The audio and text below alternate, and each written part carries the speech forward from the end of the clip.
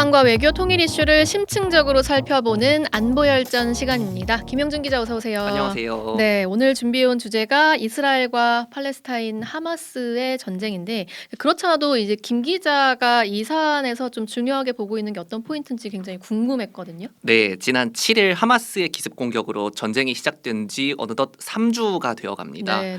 근데 이것 때문에 지구 반대편에 있는 우리나라에서도 도마에 오른 게 있어요. 그러니까 우리도 뭐 전시 국가여가지고. 네, 그렇긴 한데 또 그 전시 국가에서 또 한 번 더 전쟁이 나는 걸 막기 위한 또 합의가 있죠. 네네. 5년 전에 체결된 9.19 군사 합의입니다. 이게 그러니까 도마에 올랐어요. 평양에서 남북 정상회담 했을 때, 그러니까 서로 우발적인 무력 충돌을 막자면서 그때 이제 만들어둔 합의잖아요. 그게. 맞아요. 근데 최근에 이번 전쟁을 두고 이 9.19 군사 합의 때문에 북한의 선제 공격 징후를 포착할 수 없는 문제가 생긴다면서 합의를 파기하거나 효력 정지해야 된다는 주장이 떠오르고 있습니다. 네. 통일부는 이미 법률 검토에 착수했고요. 신원식 국방부 장관도 최단 기간 내 효력 정지하겠다 이렇게 밝혔는데 오늘은 이런 이야기가 좀 옳은지 따져보겠습니다. 맞아요. 이 뉴스 좀 최근에 많이 나왔었는데, 그러니까 이스라엘군이 하마스의 기습을 전혀 눈치채지 못했던 그 문제에서 우리 이슈로 이제 끌고 온 거죠. 그래서 우리도 북한의 선제 공격 징후를 파악하려면 이 9.19 군사 합의를 파기해야 된다. 그래서 그 합의 내용이 뭐였는지를 일단 좀 간략히 설명드리면 지상 그리고 바다, 공중에서 좀 일정한 영역을 정해놓고 여기서는 훈련하지 말자, 사격하지 말자, 뭐 정찰기도 띄우지 말자 이렇게 지금 합의를 했던 거잖아요. 네, 지상에서 군사분계선 남북 20km 안에서 고정익 항공기를 10km 안에서 헬리콥터를 동부 15km와 서부는 10km 안에서 무인기를 각각 띄우지 않기로 정해놨습니다. 네. 그리고 5km 안에서는 포병 사격 훈련과 연대급 이상의 기동 훈련을 안 하기로 했고요. 바다에도 이런 해상 완충 구역이 있는데 예. 동서의 NLL 북방 한계선을 둘러싸고 수십 킬로미터에 달하는 완충 구역이 있습니다. 여기 안에서는 해안포와 함포 사격 그리고 해상 기동 훈련을 안 하기로 했습니다. 그런데 신원식 국방부 장관은 의원 시절부터 우리나라에 산이 많잖아요. 네네. 그래서 높이 나는 정찰기를 못 띄우니까 산 뒤쪽에 있는 경사면 이걸 후사면이라고 해요. 네. 거기를 못 보게 되고 장관 취임 뒤에 이번 주 연평도를 방문한 자리에서 해병대의 K9 자주포 등이 육지로 와서 사격 훈련을 해야 되니까 아까 해상 완충구역 말씀드렸죠. 이것 네네. 때문에 합의가 잘못됐다고 주장해 왔습니다. 아, 그 9.19 군사 합의 때문에 우리가 못 보는 그런 분야 그 지점들이 생긴다. 그리고 또 사격 훈련을 못하는 곳도 못하는 생긴다. 것도 생긴다. 이게 뭐 사실관계를 좀 따져봐야 될 것 같은데 얼마나 맞는 얘기예요?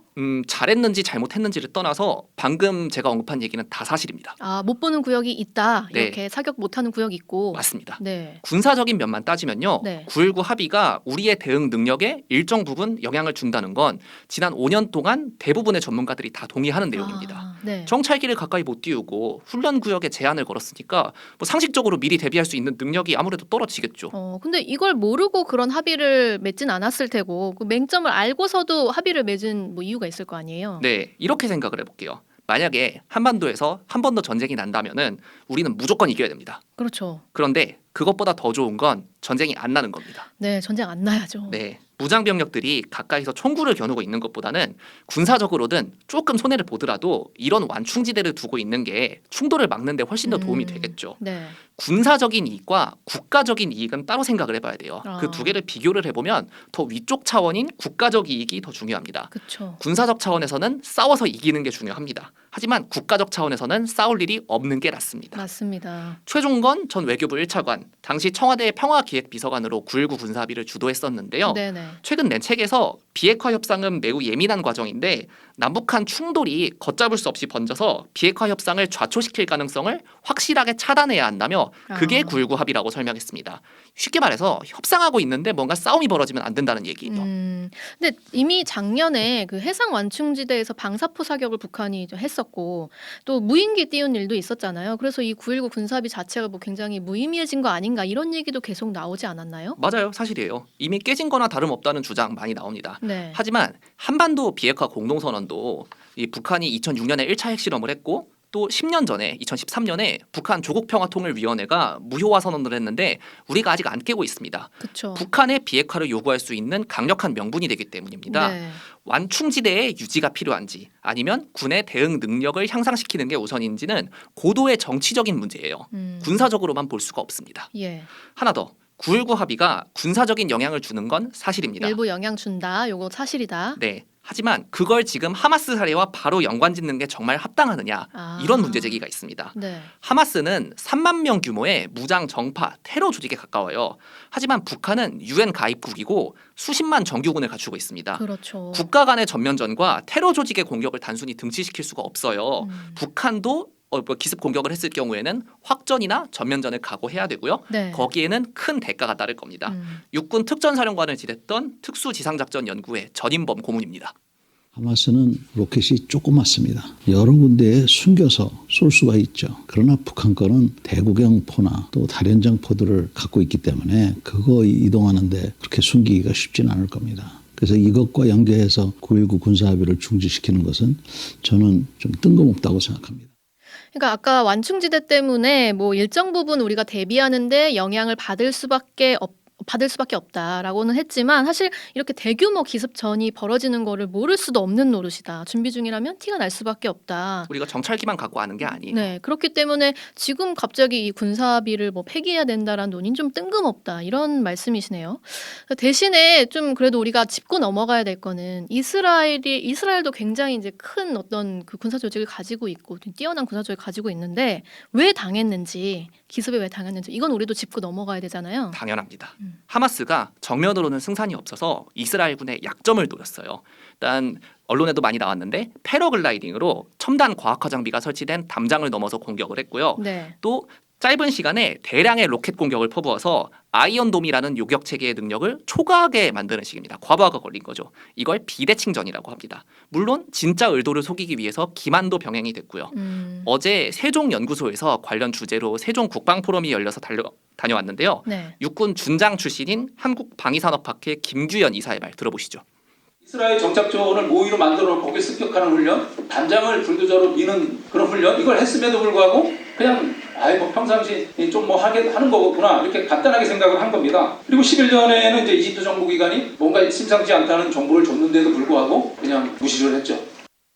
또 보수 성향 네타냐후 정부의 강경책을 둘러싸고 특히 사법개혁안 예. 군과 정보기관 내부에서 반발과 혼란이 지속돼서 제대로 판단을 못했다는 의견도 있어요. 이 내부의 정치적 혼란 관련 사항이 올해 초 우리나라 관련 문건도 유출됐었던 그 미국의 기밀 문건에도 언급되는 내용입니다. 지금 시청자분들은 보고 계실 겁니다. 이 문건. 그러니까 정리해 보면 이스라엘이 하마스의 의도에 대한 어떤 고정관념에 쌓여서 제대로 못 받고 또 자신들의 첨단 기술을 과학화 장비를 과신했고 심지어 첩보가 있었는데도 그걸 의미 있는 정보로 만들어내는데 실패했다. 네. 이렇게 정리가 되겠네요. 근데 듣고 보니까 진짜 뭐 우리나라 이번 전쟁이랑 이스라엘 전쟁이랑 우리나라 군사합의가 연관성이 있다고 지금 딱 단정지어 말하기는 좀 어렵네요. 아직은 좀 이른 감이 있어요. 그래서 군이 전쟁의 교훈을 반영해서 대비태세를 유지하는 거는 당연히 매우 중요합니다. 꼭 해야 되는 일이고요. 하지만 그 전에 치밀하고 정확하게 분석을 해야 되고 우리가 거기서 얻을 수 있는 교훈이 뭔지 우리나라와 이스라엘의 상황은 또 다르니까요. 그거를 정확하게 알아야 됩니다.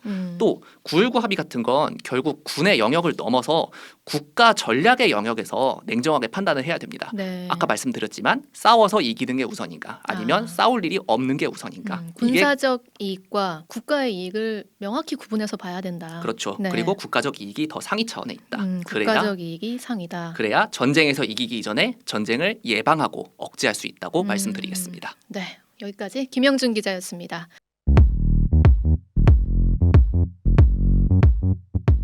오늘 하루 뉴스 맥락 정다운의 뉴스톡이면 됩니다. 유튜브 노커 채널 알림 설정하시면 매일 오후 5시 30분 실시간 참여하실 수 있습니다.